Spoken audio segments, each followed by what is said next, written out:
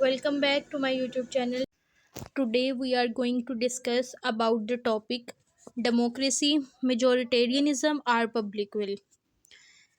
इस लेक्चर में हम लोग सबसे पहले ये डिस्कस करेंगे कि हमारे पास डेमोक्रेसी क्या होती है, डेमोक्रेसी हमारे पास कहाँ से डिराइव किया गया है वर्ड, और किस किस टाइप की डेमोक्रेसी होती है, और डेमोक्रेसी के एडवांटेजेस क्या हैं और डिसएडवांटेजेस क्या हैं।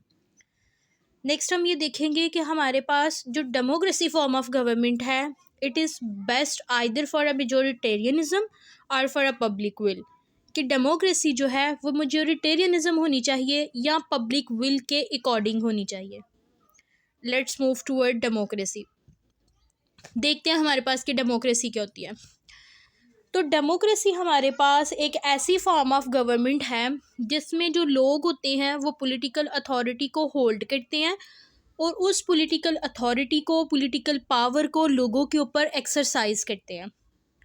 डेमोक्रेसी में जो पावर लोगों के पास होती है और लोग क्या करते हैं, या तो वो अपने रिप्रेजेंटेटिव जो होते हैं वो इलेक्ट करते हैं, उनको वो पावर देते हैं, और वो जो इलेक्टेड रिप्रेजेंटेटिव होते हैं वो अवाम की ख्वाहिश के मुताबिक अवाम के ऊपर हुकूमत करते हैं। That is the democracy. Next move towards derivation of the term. अब डेरिवेशन देखी जाए तो डेमोक्रेसी हमारे पास two Greek words demos and kratos से डिराइव किया गया है। डेमोस का मतलब होता है पीपल, क्रेटोस का मतलब होता है रूलर, पावर। तो इसी तरह से डेमोक्रेसी का क्या मतलब हुआ, पावर और rule of people. Let's move toward the meaning of term. Democracy हमारे पास क्या होती है, system of government in which laws of policies leadership are directly और इनडायरेक्टली डिसाइडेड बाय पीपल। कि इसमें क्या होता है हमारे पास कि जो भी हमारे पास लॉज होते हैं, पॉलिसीज़ होती हैं, लीडरशिप्स होती हैं, वो डायरेक्टली या इनडायरेक्टली लोगों ने ही डिसाइड करनी होती हैं कि किस तरह के लॉज बनने चाहिए, किस तरह की हुकूमत बननी चाहिए, किन लोगों को हुकूमत बनानी चाहिए। Next move toward the definition. According to Abraham Lincoln के मुताबिक democracy is the system of government of the people, by the people, for the people. कि ये लोगों के लिए होती है, लोगों की तरफ से होती है और लोगों की हुकूमत होती है। आगे आ जाएगा काइंड ऑफ डेमोक्रेसी। बेसिकली हमारे पास डेमोक्रेसी दो तरह की होती है, एक होती है डायरेक्ट डेमोक्रेसी और एक होती है हमारे पास इनडायरेक्ट डेमोक्रेसी। अब जो डायरेक्ट डेमोक्रेसी होती है वो हमारे पास ऐसी फॉर्म ऑफ गवर्नमेंट होती है जिसमें लोगों को डायरेक्टली तौर पे हुकूमत बनाने में हुकूमत बनाने में दावत दी जाती है। लोग जो है वो डायरेक्टली पार्टिसिपेट करते हैं डिसीजन मेकिंग में। जैसे इसकी एग्जांपल होती है स्विट्ज़रलैंड में। स्विट्ज़रलैंड की जो डेमोक्रेसी है वहाँ पे रेफरेंडम्स होते हैं, लोग पार्टिसिपेट करते हैं हुकूमत बनाने में, कवानीन बनाने में। नेक्स्ट वन आ जाएगा इनडायरेक्ट डेमोक्रेसी। अब इनडायरेक्ट डेमोक्रेसी में क्या होता है हमारे पास कि जो लोग हैं वो एक अपने महसूस नुमाइंदे को इलेक्ट करते हैं, फिर उसके ज़रिए जो है ना वो हुकूमत चलाई जाती है। इनडायरेक्टली लोग जो है ना अपनी पावर को यूज़ करते हैं।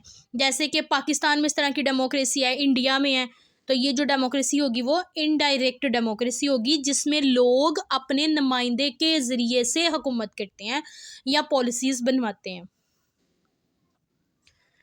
Next one is function of democracy, कि एक डेमोक्रेसी कौन कौन से फंक्शंस परफॉर्म करती है। First one is free and fair election. Democracy का जो मोस्ट इम्पॉर्टेंट फंक्शन या फीचर है वो है फ्री एंड फेयर इलेक्शन। हमारे पास जो इलेक्शन होते हैं वो डेमोक्रेसी में ही होते हैं। लोगों के पास वोट का हक होता है कि वो अपनी डिज़ायर के मुताबिक जिसको चाहें उसको वोट दें विदाउट एनी करहरियन और एनी डिस्क्रिमिनेशन। अब जो इलेक्टोरल प्रोसेस है उसको ट्रांसपेरेंट होना चाहिए ताकि ये लोगों की विल को रिफ्लेक्ट करे कि लोग बेसिकली चाहते क्या हैं। नेक्स्ट आ जाएगा रूल ऑफ लॉ। अब रूल ऑफ लॉ भी बेसिक प्रिंसिपल है गवर्नमेंट का या ऑफिशियल्स का कि हर कोई अकाउंटेबल होना चाहिए before law. No one should be above the law, और law must be applied equally to all the citizen irrespective of their colour, creed, race. ये किसी भी तरह की डिस्क्रिमिनेशन के बगैर हर कोई कानून के सामने बराबर होता है। Next one is protection of individual rights. अब डेमोक्रेसी का ये भी फंक्शन है कि यहाँ पे इंडिविजुअल के राइट्स को प्रोटेक्ट किया जाता है। सारे सिटीजन को बेसिक राइट्स प्रोवाइड किए जाते हैं, जैसे freedom of speech, religion, education, civil liberties. Next one आ जाएगा इंडिपेंडेंट जुडिशरी। अब डेमोक्रेसी में जो जुडिशरी होती है वो इंडिपेंडेंट होती है, जुडिशरी किसी के मातहत नहीं होती, जुडिशरी पॉलिटिकल इन्फ्लुएंस से फ्री होती है और इसके पास वो पावर होती है कि वो लॉज को इंटरप्रेट करे। Freedom of press and media, यहाँ पे कम्प्लीटली तौर पे लोगों को फ्रीडम होता है कि वो अपने ख्यालात का इजहार करें, जो चाहे वो अपनी बात को आगे पहुँचाएं। अकाउंटेबिलिटी एंड ट्रांसपेरेंसी, क्योंकि हमारे पास डेमोक्रेसी जो होती है वो हक अवाम की तरफ से इलेक्ट किए हुए नुमाइंदे होते हैं, तो अवाम क्या होती है उनसे क्वेश्चन भी कर सकती है। अगर वो कोई गलत काम करते हैं तो लोग उनको अकाउंटेबल बनाते हैं और उनका राइट है कि वो लोगों को जवाब भी दें। तो ये भी एक डेमोक्रेसी का एक फंक्शन है। अब जहाँ पे किसी भी चीज़ के अगर एडवांटेजेस हों तो ऑब्वियसली उसके डिसएडवांटेजेस भी होंगे। तो हम डेमोक्रेसी के डिसएडवांटेजेस देखते हैं, वो हैं अनस्टेबल गवर्नमेंट होती है। अब ये अनस्टेबल कैसे होती है, क्योंकि इसमें अपोजिशन भी होती है और गवर्नमेंट होती है। अपोजिशन हमेशा लेग पुलिंग में लगी रहती है कि किसी तरह से इसमें फॉल्ट निकाल के इस गवर्नमेंट को डिस्टेबलाइज कर दिया जाए। प्रेशर ग्रुप का इन्फ्लुएंस होता है इसमें।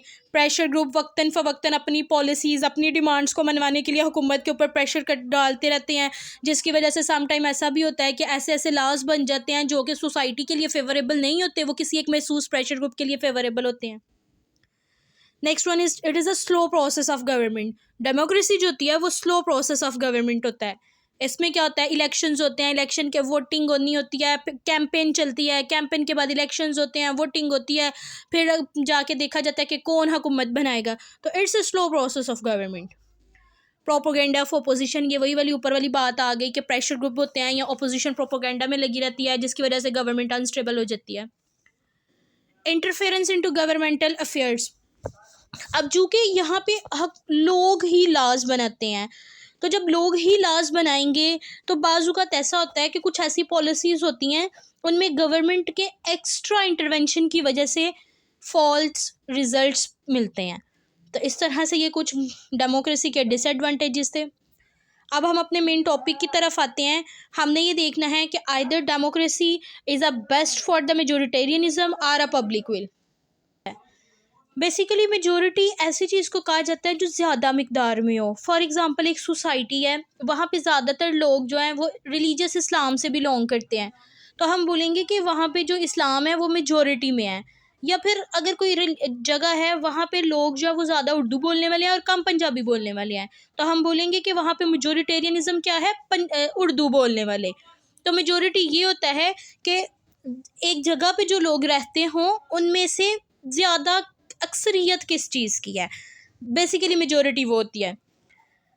अगर हम मेजॉरिटी डेमोक्रेसी की बात करें तो मेजॉरिटेरियनिज्म वाले ये कहते हैं कि जब भी डेमोक्रेसी फॉर्म ऑफ गवर्नमेंट में कोई भी लॉ, कोई भी रूल रेगुलेशन बनाया जाएगा उसमें मेजॉरिटी को देखा जाएगा, माइनॉरिटीज़ को नहीं देखा जाएगा। मेजॉरिटी जिस चीज़ के हक़ में बात करेगी उस चीज़ को एक्सेप्ट कर लिया जाएगा। फॉर एग्ज़ाम्पल ये देखा जाए, ऐसा देखा जाए कि किसी स्टेट में अगर कोई सोसाइटी मेजॉरिटी में है और एक सोसाइटी माइनॉरिटी में है, तो अगर मेजॉरिटी जिस चीज़ के हक़ में वोट दे देगी उस चीज़ को एक्सेप्ट कर लिया जाएगा। वो ये कहते हैं, वो ये नहीं देखते कि इस वाली एक्सेप्टेंस में माइनॉरिटी का कोई फ़ायदा है या नहीं है। माइनॉरिटी को नुकसान भी हो जाए उससे उनको कोई फ़र्क नहीं पड़ता। मेजॉरिटेरियनिज़म वाले ये कहते हैं कि जब भी कोई फ़ैसला किया जाएगा मेजॉरिटी को देखा जाएगा। जबकि दूसरी तरफ अगर हम पब्लिक विल को देखते हैं तो पब्लिक विल वाले ये कहते हैं कि मेजॉरिटेरियनिज़म नहीं, हमेशा लॉज, रूल, रेगुलेशन गवर्नमेंट बनाते हुए पब्लिक विल को अंडरस्टैंड करना चाहिए। मेजॉरिटी के साथ साथ माइनॉरिटी को भी अंडरस्टैंड करना चाहिए, उनकी भी राय लेनी चाहिए। ऐसा लॉ जो होगा वो वैलिड और एक्सेप्टेबल होगा जिसमें मेजॉरिटी के साथ साथ माइनॉरिटी की राय भी शामिल हो, उस चीज़ पे माइनॉरिटी भी जो है ना वो एक्सेप्ट करती हो। तो पब्लिक विल इसको कहते हैं। पब्लिक विल में हमारे पास मेजॉरिटी प्लस माइनॉरिटी दोनों की राय आ जाती है, जबकि मेजॉरिटेरियनिज्म में हमारे पास सिर्फ मेजॉरिटी की राय आती है। तो अगर हम इन दोनों में बेस्ट प्रैक्टिस देखें तो इन दोनों में हमारे पास जो बेस्ट है वो ये कहते हैं कि हमारे पास डेमोक्रेसी में बैलेंस होना चाहिए मेजॉरिटेरियनिज्म और पब्लिक विल में, फिर ही हम एक अच्छी हुकूमत को अचीव कर सकते हैं। वो ये कहते हैं कि हमारे पास जुडिशरी इंडिपेंडेंट होनी चाहिए और गवर्नमेंट में माइनॉरिटी को भी रिप्रेजेंटेशन देनी चाहिए। हम इसकी एक बेस्ट एग्जांपल देखते हैं। श्रीलंका जो था उसने इंडिपेंडेंस हासिल की थी 1948 में। उस वक्त श्रीलंका में दो तरह की कम्युनिटी थी, एक थी सिन्हाला और एक थी तमिल। अब जो सिन्हाला कम्युनिटी थी उसको क्यों रिकग्निशन मिली थी? सिर्फ और सिर्फ मेजॉरिटेरियनिज्म की वजह से, क्योंकि वहाँ पे पब्लिक विल नहीं थी, वो लोग मेजॉरिटेरियनिज्म को फॉलो करते थे। तो सिन्हाला क्योंकि वहाँ पे मेजॉरिटी में थी इसलिए उनको ज़्यादातर डोमिनेशन मिल गई थी। तो यहीं तक था हमारा टॉपिक कि हमारे पास डेमोक्रेसी क्या होता है, मेजॉरिटेरियनिज्म है या पब्लिक विल है। इससे रिलेटेड अगर आपको कोई भी क्यूरीज हो तो आप कमेंट सेक्शन में कमेंट करके पूछ सकते हैं।